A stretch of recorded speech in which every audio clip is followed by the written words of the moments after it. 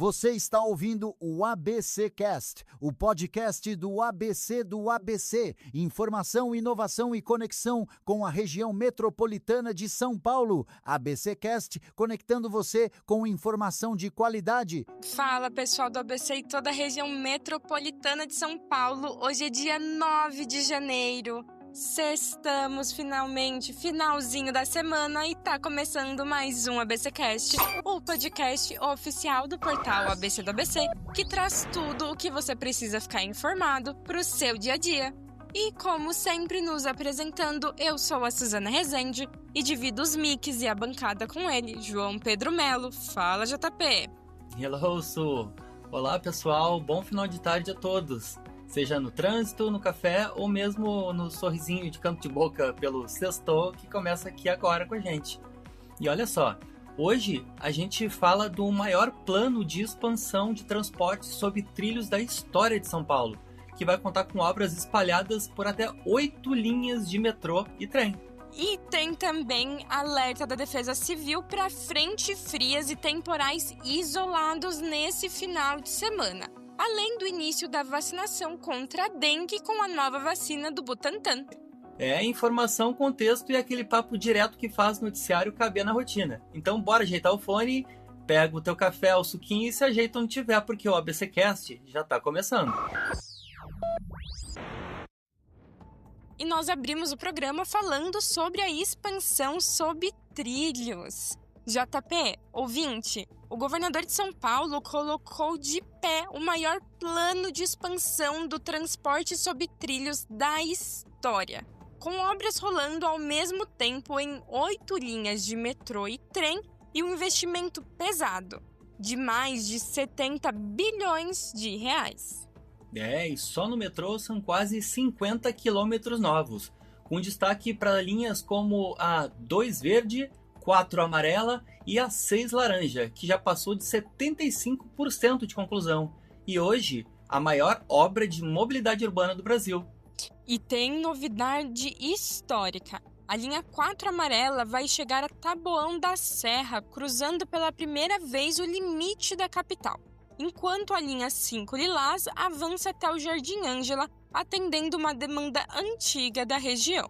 E fora isso, o programa SP nos Trilhos ainda prepara trens regionais, como o TIC Campinas-São Paulo, que promete ligar as duas cidades em cerca de 1 hora, mostrando que trilho virou protagonista no futuro da mobilidade paulista.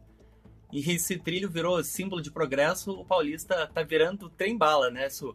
E o desafio agora é ver se o ritmo das obras consegue de fato acompanhar a mesma engenharia das promessas. O que tu acha, Su? Com certeza, JP. Essas promessas precisam sair do papel, mas principalmente é muito importante pensar na questão da mobilidade. Então, por exemplo, a linha 2 verde ela já é uma linha muito extensa e vai expandir. Será que esse é o melhor projeto? Será que não vai ficar muito lotado? E além disso, a gente sempre tem que pensar nos usuários. E então o serviço 710 do trem, por exemplo, foi um serviço que foi interrompido por causa ali da privatização. Então, muito bom, os trilhos eles ajudam muito, mas a gente também tem que pensar ali em quem pega eles todo dia e no consumidor.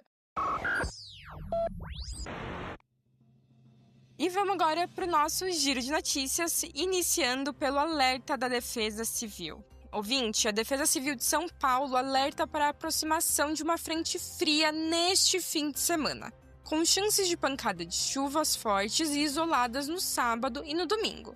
Um efeito indireto de um ciclone extratropical que atua no sul do Brasil. As áreas com maior atenção são as regiões próximas do Paraná e a faixa leste do estado, onde deve haver raios, rajadas de vento e até um granizo pontual, mas sem previsão de grandes acumulados de chuva. Apesar disso, o calor segue predominando com temperaturas altas em quase todo o estado. Apenas um leve alívio ao longo da semana. Vacinação. O SUS começa a aplicar a nova vacina contra a dengue de dose única e desenvolvida pelo Instituto Butantan em 3 cidades: Maranguape, do Ceará, e Nova Lima, em Minas Gerais, a partir do dia 17, e Botucatu, em São Paulo, no dia seguinte. A meta é imunizar pelo menos 50% da população entre 15 e 59 anos, começando também pelos profissionais de saúde da linha de frente. A vacina já tem aprovação da Anvisa, mostrou eficácia contra casos graves e faz parte de uma estratégia de expansão gradual da vacina contra a dengue em todo o país. E para a gente fechar o giro, vamos falar sobre o aniversário de Santo Amaro. Santo Amaro completa 474 anos e a Prefeitura de São Paulo preparou uma programação gratuita cheia de cultura, esporte e inclusão entre os dias 15 e 31 de janeiro. E está espalhado por praças, centros culturais e espaços tradicionais do bairro. A agenda inclui exposições, shows, torneios esportivos, corrida comemorativa, teatro, ações ambientais e o concurso Miss e Mister 60+, valorizando a convivência e o orgulho local. Os detalhes de datas, horários e locais estão nas redes oficiais da Subprefeitura de Santo Amaro. E assim a gente encerra o nosso giro de notícias de hoje, com um trilho, vacina, frente fria e até aniversário em Santo Amaro. E se você quiser rever alguma dessas histórias que a gente contou por aqui, basta acessar o nosso site oficial. É o abcdoabc.com.br. E é lógico que nesse sextou, a gente não poderia deixar de te indicar alguns rolês para o final de semana em São Paulo, no ABC e muito mais. É por isso que a Larissa Rodrigues vai trazer algumas dicas imperdíveis para você passar esse final de semana. É com você, Lari. Oi, pessoal, tudo bem com vocês? Nossa agenda cultural segue no ritmo das férias e eu separei umas dicas de passeios gratuitos para ninguém ficar em casa sem fazer nada. Olha só que legal! Em São Caetano, o Sesc vai tomar conta do Parque Chico Mendes a partir deste sábado, dia 10. Tem atividade para todo mundo e não paga nada para entrar. Já para quem estiver na capital, a dica é dar um pulo no vão livre do MASP. Eles prepararam uma programação especial de verão com muita música e lazer em um dos lugares mais bonitos de São Paulo. E o melhor, tudo de graça também. Agora, se você desceu para o litoral, tem parada obrigatória. Em Bertioga está rolando o Festival Sabores do Verão. E em São Sebastião tem o Verão Show. Tem muita comida boa, diversão e os shows estão um melhor que o outro, viu? Tem atração para a família inteira. E é isso, JP, gostaram dessas dicas? É, Lari, depois desse roteiro só falta tu me conseguir um ingresso do Verão Show e, claro, um isotônico para aguentar esse ritmo. Valeu, Lari, obrigado, bom final de semana. E seguindo aqui com o nosso programa, agora nós vamos falar sobre o Brasil e Venezuela. Então, mais um capítulo aí desse caso que está abalando o mundo inteiro. JP, ouvinte, o governo brasileiro anunciou que vai enviar 100 toneladas de medicamentos e insumos de saúde para a Venezuela, em um gesto de apoio depois de um ataque na capital que destruiu o principal centro de distribuição de remédios por lá. E a primeira remessa, com 40 toneladas, vai atender cerca de 16 mil pacientes que precisam de hemodiálise e ficaram sem tratamento depois da destruição causada pelo conflito. E o Brasil diz que isso não vai afetar o atendimento do SUS por aqui. O Ministério da Saúde também lembrou da solidariedade entre os países, citando que a Venezuela ajudou o Brasil com oxigênio durante a pandemia de Covid-19 e reforçou a carta de apoio enviada à ministra venezuelana. E os insumos foram reunidos com doações de hospitais universitários e filantrópicos, e vão incluir medicamentos de uso contínuo, filtros e soluções específicas para a diálise, enquanto o envio é organizado em Guarulhos antes do despacho. É um gesto simbólico, mas muito poderoso, que lembra que diplomacia também se faz com remédio e não só com discurso.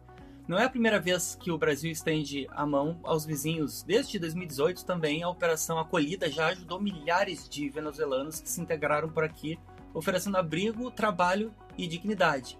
Essa tradição humanitária é antiga e o país sempre respondeu a crises na região com solidariedade, não com indiferença. E no fim, Su, talvez seja isso que ainda consiga nos distinguir no mapa, sabe? Dessa capacidade que a gente tem de estender a mão, mesmo quando o resto do mundo às vezes parece cruzar os braços. Com certeza, JP. Ainda mais quando a gente fala de saúde, a gente precisa nos despir de toda a vaidade, de toda a política.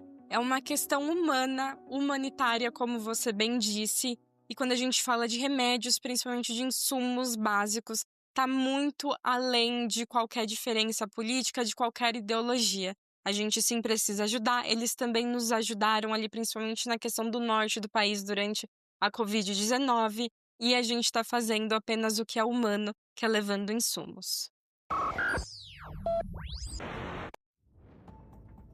E agora vamos para a regularização do MEI. Então, atenção para você que é um microempreendedor individual, ou seja, o MEI. Quem foi excluído do Simples Nacional agora em janeiro de 2026 ainda tem a chance de resolver a situação e pedir a reinclusão até o dia 31 de janeiro, que desde que quite ou parcele as pendências pelo portal do Simples ou pelo ECAC. E na maioria das vezes a exclusão acontece por débito em aberto ou declaração que ficou para trás. E isso pode dar uma baita dor de cabeça, porque o MEI perde benefícios como o INSS, o Instituto Nacional de Seguro Social, imposto reduzido, nota fiscal e até acesso a crédito. O Sebrae alerta que muita gente não regulariza por falta de informação. E no ABC, as unidades do Sebrae aqui ajudam de graça, desde a identificar o problema até organizar a vida fiscal para seguir empreendendo tranquilo em 2026. Então não esquece da agenda. Regularizou até dia 31 de janeiro, entrega a declaração anual do MEI até dia 31 de maio, mesmo sem faturamento e mantendo o DAS, que é o documento de arrecadação do Simples Nacional, sempre em dia todos os meses, sempre até o dia 20. O MEI é isso, né, Su? Um pequeno CNPJ com grandes responsabilidades. Todo mundo sonha com a tal autonomia, mas esquece do boleto do DAS, que é o primeiro funcionário da empresa. Pontual, insistente e sempre de olho no calendário. Então, se vacilar, ele não só some com o benefício do INSS, como ainda aparece no extrato para lembrar quem é que manda. Então, no fim, Empreendendo o Brasil é isso. Coragem com um lembrete mensal de humildade e muito suor. E o DAS ainda tem juros se você esqueceu ou atrasar. Então, para você que é MEI, às vezes ficou apertado, deixou alguns vencerem, procure um Sebrae ou procure alguém para conseguir te orientar para que você possa fazer ali o parcelamento dos débitos ou até mesmo uma renegociação, porque se for excluído do MEI e virar ME, que seria microempreendedor, sem o individual, as taxas são ainda maiores. Então, fiquem alerta. E agora, chegou a hora da gente parar, respirar e refletir com o Quem Disse Isso. E o JP vai trazer pra gente uma frase daquelas e a gente vai tentar adivinhar quem é o autor. Então, nesse sextou, bora pra nossa frase de hoje. A democracia é uma construção permanente, nunca uma obra acabada. E assim eu repito. A democracia é uma construção permanente, nunca uma obra acabada. E é isso. Será que alguém consegue adivinhar quem é o dono ou a dona da frase de hoje? E essa frase é forte e muito atual. Porque lembra que a democracia não é algo garantido para sempre e a gente tem visto isso bastante por aí. Mas e você, ouvinte, sabe quem disse isso? O autor da frase é o historiador José Murilo de Carvalho, no livro Cidadania no Brasil, O Longo Caminho. E fica o recado que democracia se constrói todos os dias, com participação, informação e responsabilidade coletiva. A democracia é igual uma obra pública, né, Su? Quando alguém diz que está pronta, pode apostar que abandonaram o canteiro de obras. Ela só se sustenta enquanto tem gente ali fiscalizando, discutindo, cobrando e, sobretudo, participando. O dia que o barulho parar, aí é sinal de que o silêncio já virou um entulho. Então já sabe, é preciso sempre estar atento e, sobretudo, forte. Viva Caetano e Gil.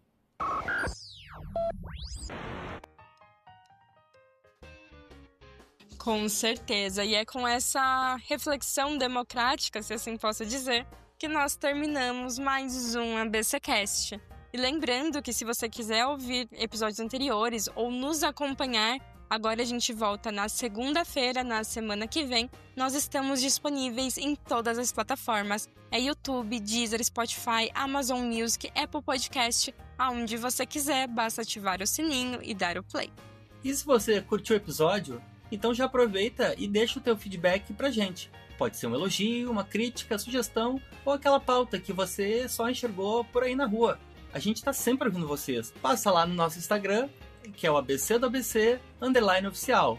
Porque você já sabe, a nossa conversa sempre continua por lá. E é lógico que também tem o nosso site, que é atualizado diariamente com notícias fresquinhas só para você.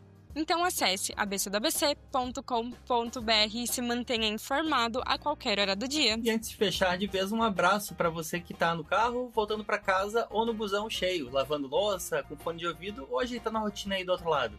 Vai com calma, respira fundo, que sextou, né? Então segunda-feira a gente se encontra de novo, do mesmo jeitinho firme, leve e junto. Então tchau, tchau e até a próxima. Tchau, tchau! Esse podcast é uma produção do portal ABC do ABC. Apresentação: Suzana Rezende e João Pedro Melo. Roteiro: Greta Passuldi. Edição: Rodrigo Rodrigues. Direção de conteúdo: Tiago Quirino e direção geral: Alex Faria.